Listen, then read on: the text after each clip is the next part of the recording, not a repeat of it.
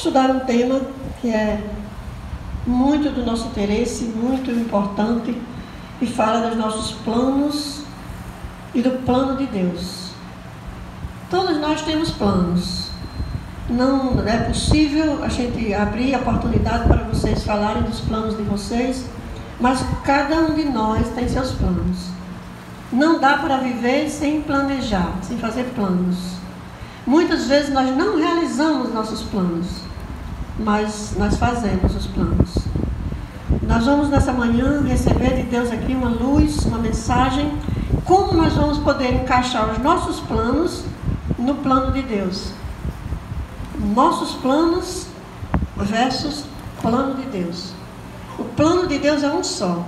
E lá em Isaías 55, Deus diz assim: os meus pensamentos são mais altos que os vossos pensamentos.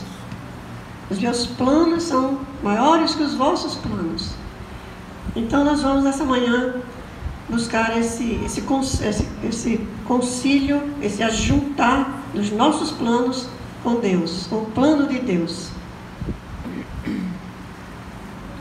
Muitas vezes na trajetória da nossa vida, irmãos, no dia a dia de cada um de nós aqui, nós encontramos os obstáculos, os desafios, as lutas, as frustrações. Mas onde fica o plano de Deus? Onde fica o plano de Deus quando os nossos planos dão errado? Deus tem um plano. Vamos colocar bem na nossa cabeça, essa ideia. Deus tem um plano. Um plano elaborado antes da fundação do mundo. E para nos revelar esse plano, Deus veio aqui, pessoalmente. Deus veio aqui nesse mundo pessoalmente. Eu quero que abram a Bíblia em Hebreus capítulo 1. Irmãos, essa ideia de Deus aqui para revelar o plano pode ser um assunto bem comum na nossa mente, bem conhecido, bem repetido. Que Jesus veio a esse mundo, que Deus amou o mundo de tal maneira que deu seu Filho. Vamos ler Hebreus capítulo 1, verso 3. Para revelar esse plano de Deus a nós, para que os nossos planos se encaixem no plano de Deus e a nossa vida seja uma vida de vitória, o próprio Deus veio aqui. Hebreus 1, verso 3. Vamos ler juntos?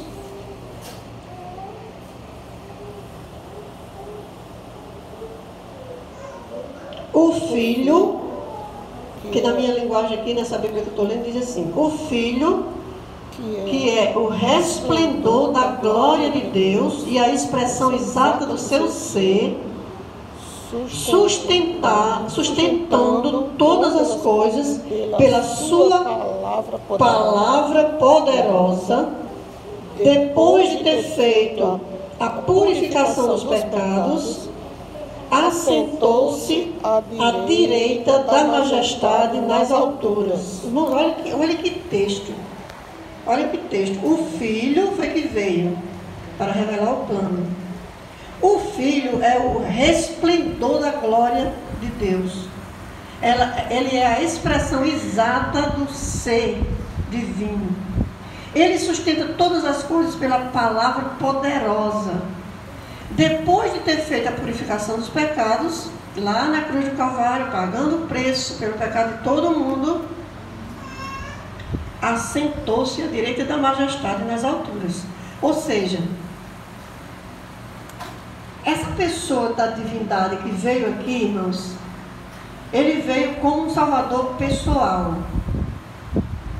Desde que a gente ouve falar sobre a Bíblia, desde que alguém estuda a Bíblia com a gente vê evangélicos pregando ou assiste alguma coisa sobre evangelho, a gente ouve essa expressão, salvador pessoal.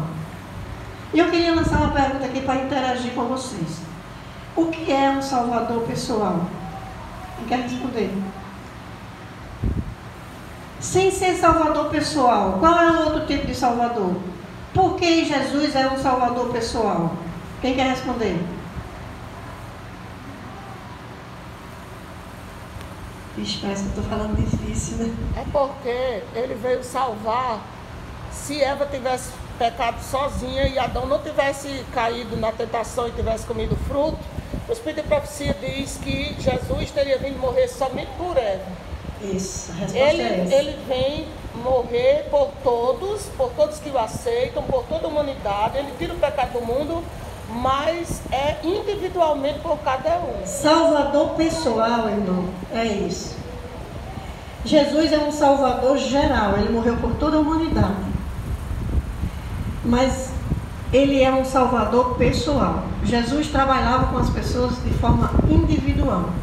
Atendia pessoas de forma individual. Leproso, paralítico, prostituta.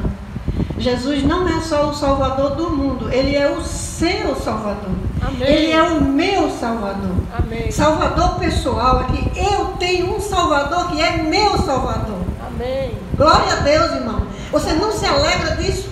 Olha o que o texto disse. O texto disse que Deus, Filho, veio aqui. Ele é o resplendor da glória de Deus. Ele tem todo o poder e autoridade na sua palavra. Depois de ter realizado o sacrifício, ele está sentado na majestade do trono celestial e ele é o meu Salvador. Amém. Ele é um Salvador pessoal. Ele veio como Salvador pessoal, teria vindo apenas por Eva. Ele veio por causa de mim, irmão. Ele veio por causa de você, Fran. Ele é um Salvador pessoal. Amém. Ele morreu na cruz como um Salvador pessoal, mas ele morreu para toda a humanidade. Ele voltou para o céu, irmãos, como um Salvador pessoal.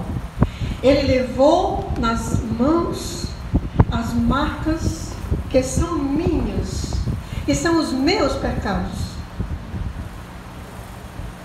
Quando você for orar, lembre-se, eu tenho no trono da majestade no céu um Salvador com minhas marcas. Ele é o meu Salvador. Amém. E também como Salvador pessoal, irmãos, ele está lá intercedendo. Irmãos, vocês pensam que Jesus está intercedendo pelo seu povo, pela igreja ou pelo mundo? Jesus está intercedendo por mim. Jesus está intercedendo por você. Amém. Jesus é o nosso Salvador pessoal. Amém. Do mesmo jeito que ele é o meu Salvador pessoal, ele é o seu Salvador pessoal. Nunca se refira a Jesus como o Salvador do mundo. Se refira a ele como o seu Salvador. Amém? Amém. Está introduzido agora? Vamos lá. Eu vou precisar de um ajudante para apresentar aqui uma breve ilustração. Um ajudante tipo Isaías. Só uma sugestão, uma livre pressão. Eu vou convidar Isaías. Ele é o meu assistente aqui. Quero mostrar uma ilustraçãozinha. Pega aquele quadro e aquele tubinho, por favor. Jesus contava as parábolas. Nós às vezes usamos o telão com vídeos, com pesquisas. Mas hoje nós vamos usar um negócio bem de antigamente, porque eu sou de antigamente. Eu não sei desenhar, não sei pintar, não sei cantar, não sei fazer muita coisa, mas vou tentar fazer uma ilustração aqui para que essa mensagem nunca mais saia da nossa mente.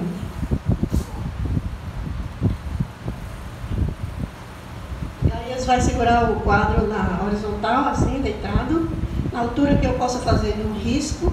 E vocês prestem bem atenção. Lembre-se, Jesus, o Filho de Deus, ele veio a esse mundo revelar um plano para mim. Ele é o resplendor da glória do Pai, da glória de Deus. Ele pagou o preço, ele é o meu Salvador, ele foi como meu Salvador, ele está intercedendo tendo como meu Salvador e Ele virá como meu Salvador. Amém? Amém. Pronto. Então vamos pensar aqui na Trindade. Vem mais para cá, irmão. Vem para o meio do corredor. Todo mundo está vendo o quadro, né? Vamos pensar na Trindade. Vamos supor que aqui seja um personagem da Trindade. Aqui seja um trono no céu, certo?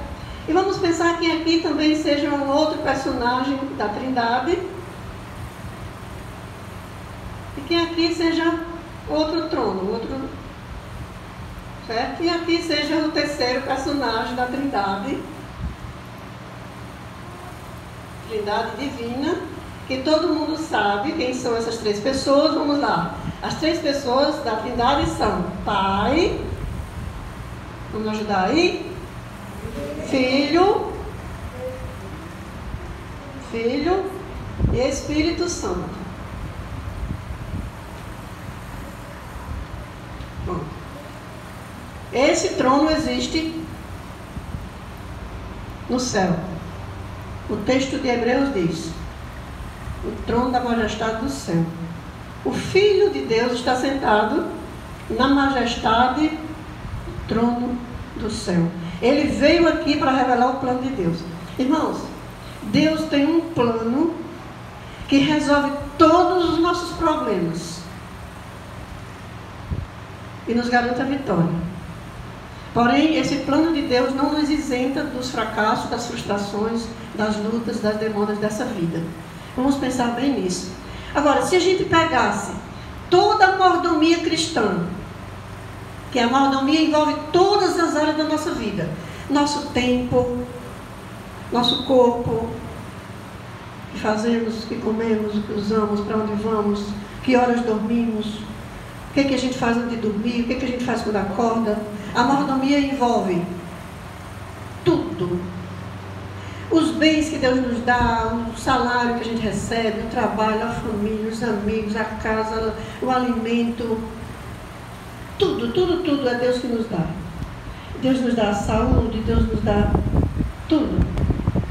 E aí Deus nos dá também, a mordomia engloba também os talentos, as habilidades, os dons.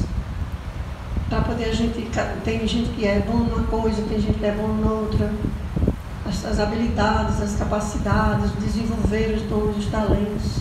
Enfim, se a gente pegasse todas as áreas da mordomia cristã, que é tudo isso, poder para testemunhar, para conquistar as pessoas, para convidar, para dar um estudo, para levar para um pequeno grupo, enfim, pegamos tudo isso e dividimos em 3 partes para dar uma resposta a essas 3 pessoas.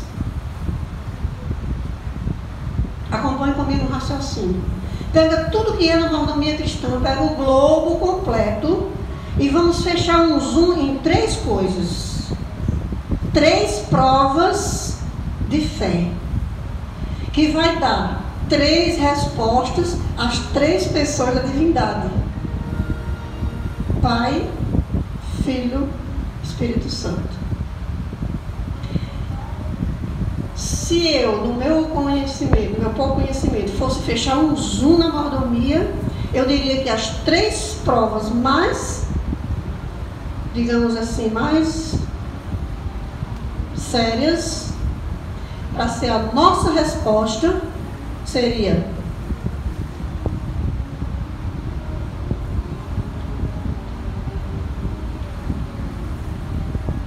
dízimo é uma coisa que coloca muita gente para fora do céu.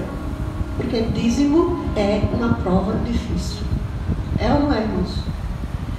O dízimo é uma resposta nossa ao Pai.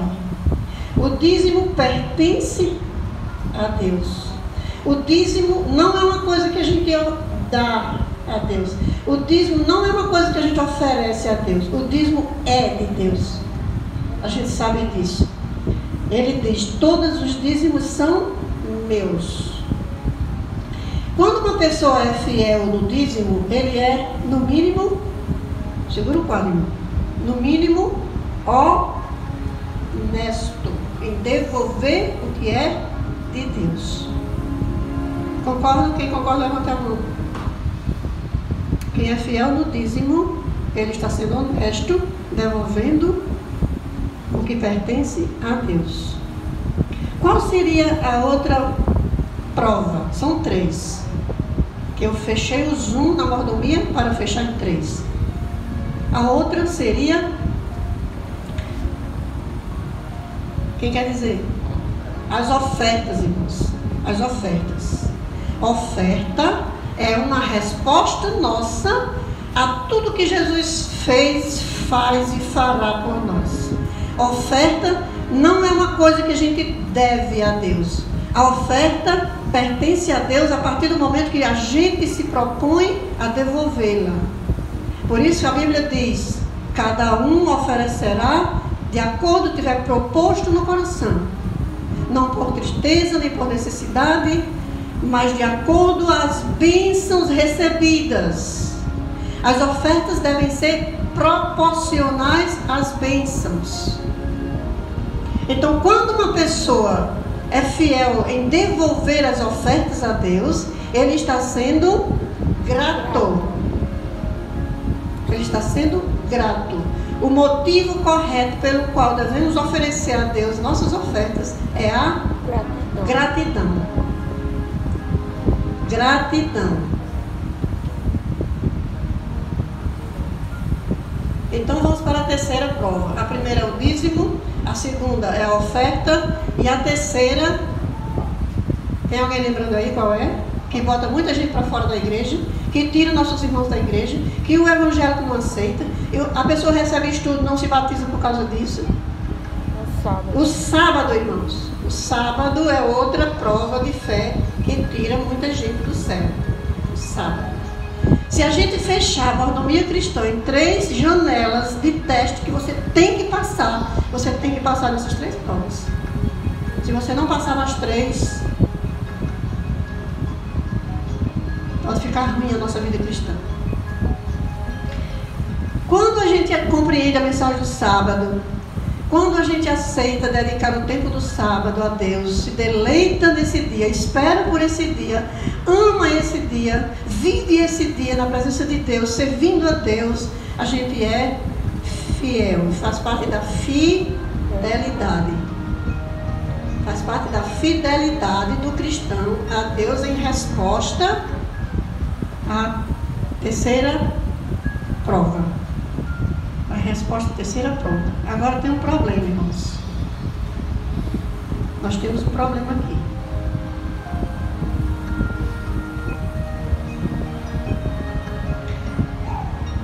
Se nessa prova nós passamos, estamos sendo fiéis nos dízimos. Se nessa prova nós estamos passando, porque somos fiéis à guarda do sábado, por que que esse espaço da gratidão muitas vezes fica vazio?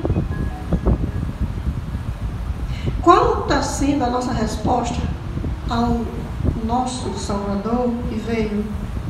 Qual das 3 pessoas veio? Qual das 3? O Filho. Quem morreu na cruz do Calvário? O Pai, o Filho ou o Espírito Santo? O Filho. Quem levou a maldição dos meus pecados sobre ele? O Filho. Quem foi para o céu levando as marcas da cruz? Ele. Quem é que está lá no trono da divindade, irmãos, conduzindo por toda a eternidade, pelos séculos infindos da eternidade, um corpo humano? O Pai não é limitado ao corpo humano. O Espírito não é limitado ao corpo humano, mas Jesus é, irmão. Jesus é limitado ao corpo humano. Ele é o meu Salvador pessoal. Amém. E por que nós não damos as ofertas, irmãos? As ofertas é uma resposta a Ele.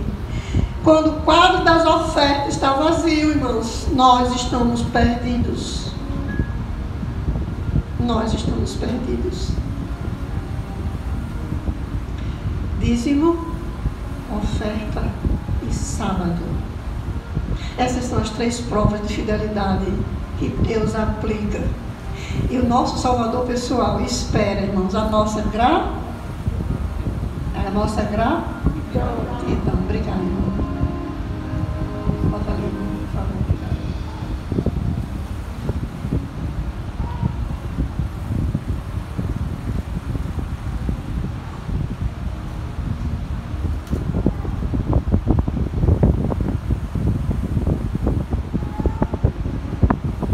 boa história, irmãos, que é um bom exemplo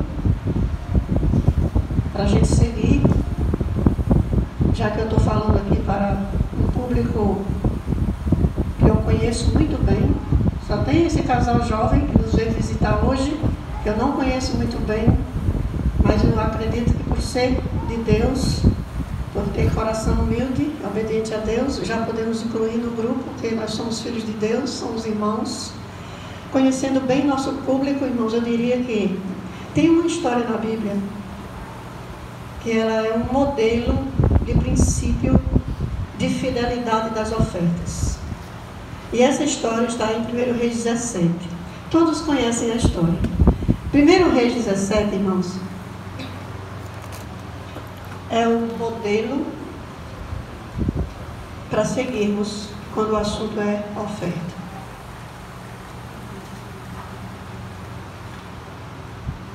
Todo mundo conhece a história. A partir do versículo 12.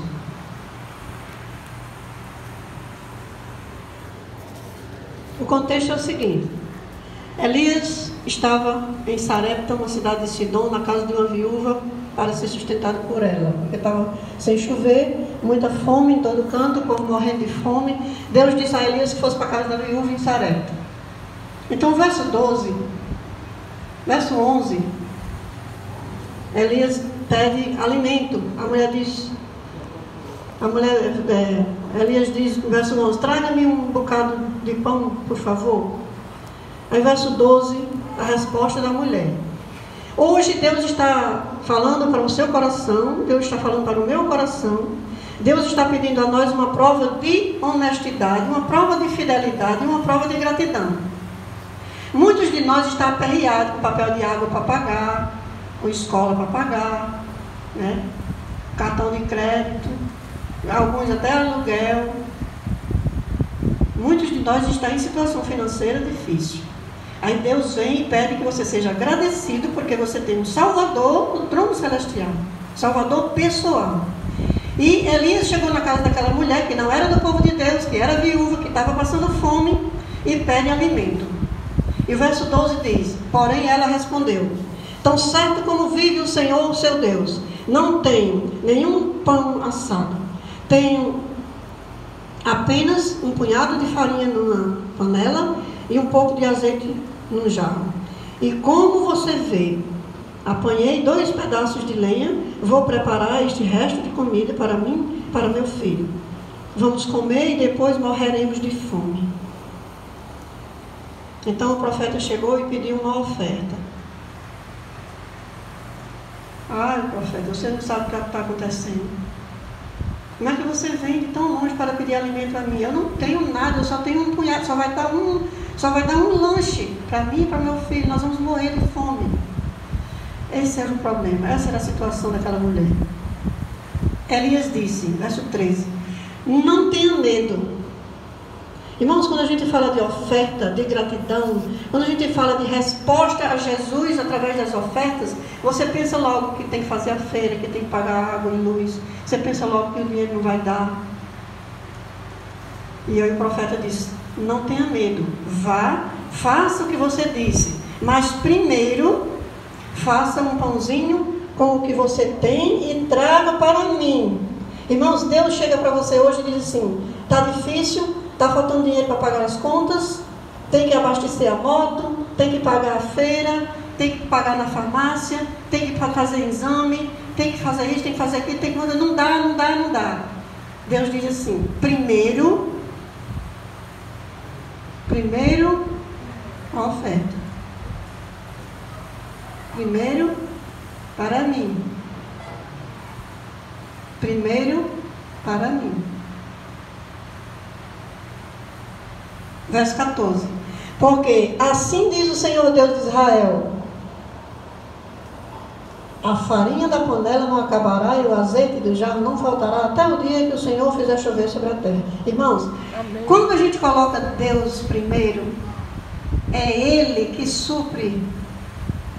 Ele é o resplendor da glória do Pai. Amém. E Ele tem o poder na palavra. A palavra toda poderosa.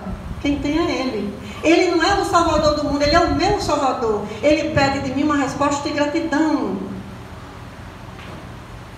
E Elias garante: se você fizer primeiro para mim, nunca mais vai faltar. Verso 15: a viúva foi e fez segundo a palavra de Elias. Assim comeram ele, ela, sua casa durante muitos dias. A farinha da panela não acabou e o azeite do jarro não faltou, segundo a palavra do Senhor anunciado através de Elias. Amém? Amém. Então, irmãos, nossos planos só vão dar certo quando eles estiverem inseridos no plano de Deus. Nossos planos de reformar a casa, fazer uma mudança. Amanhã nós vamos fazer uma mudança. Segunda-feira nós vamos começar uma reforma na minha casa. Nossos planos, irmãos, só vão dar certo quando eles estiverem inseridos no plano de Deus. Você vai ganhar neném, Débora, vai nascer sua filhinha. Dalila já teve a filhinha dela, agora vocês vão educar essa menina, vão trabalhar, economizar, colocar ela numa boa escola, fazer com que ela seja uma aventureira, uma desbravadora, quem sabe faça medicina lá no NASP. Vocês têm seus sonhos, vocês têm seus planos. Cada um de nós temos nossos planos. Vamos enfrentar batalha, dificuldade, prova, sacrifícios, frustrações. Mas, irmãos, os nossos planos só podem dar certo se estiverem inseridos no plano de Deus. Qual é o plano de Deus? Podem responder. Ele primeiro. Ele primeiro.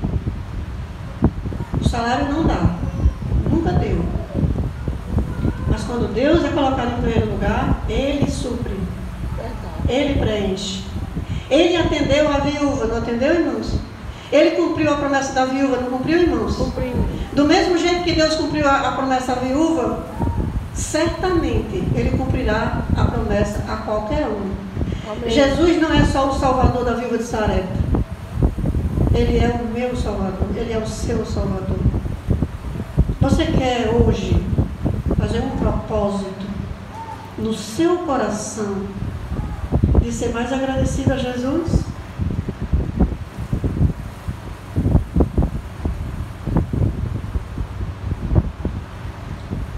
Daqui para frente vocês vão se lembrar que eu sou a pessoa que desenha mais ruim no mundo, porque esse não é desenho ruim. Mas você nunca mais vai se esquecer desses desenhos. Você quer fazer hoje no seu coração um propósito de ser mais agradecido a Deus? De dar essa resposta a Jesus? Quem sabe você esteja dando a resposta ao Pai, dando a resposta ao Espírito Santo e virando as costas para o seu Salvador pessoal. Porque quando você não traz ofertas a Deus, e nós não estamos falando de valores, estamos falando de proporção. A Bíblia apresenta a oferta como proporcional. Irmãos, você está virando as costas para Jesus. Você fez seu voto? Faça seu voto de hoje renovar o seu pacto de gratidão a Deus, de acordo às bênçãos. Irmãos, quando você receber R$2.000, não traga R$2 de oferta para Jesus, porque isso é desproporcional. Você fez seu voto, o voto é pessoal, assim como o Salvador também é pessoal. Quem fez o voto, fica em pé.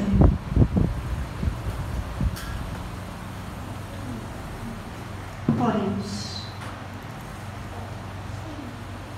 Querido Deus, como temos sido negligentes muitas vezes,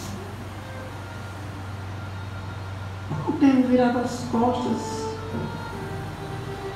ao nosso Salvador, que pagou todo o preço, que sofreu tudo, que foi ferido, que sangrou, que morreu, que pagou o preço, que ressuscitou, que voltou para o céu, que está lá no trono da majestade do seu poder, que intercede por nós, que intercede por mim.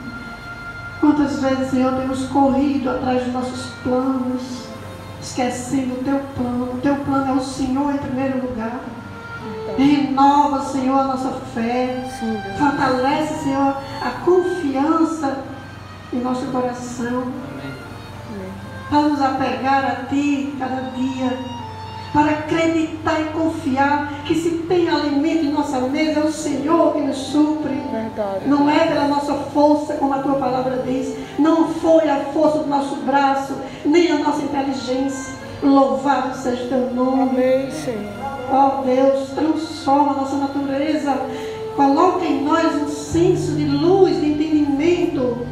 Sim, Deus.